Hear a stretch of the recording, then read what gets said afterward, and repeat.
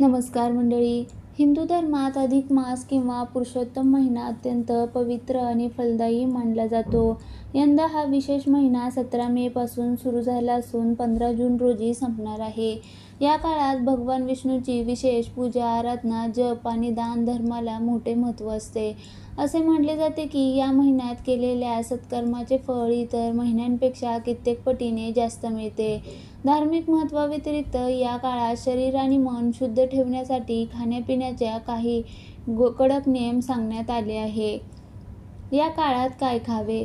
धार्मिक मान्यतेनुसार अधिक मासात साधे, हलके आणि सात्विक अन्न सेवन करणे शरीर आणि मन दोन्हीसाठी फायदेशीर ठरते.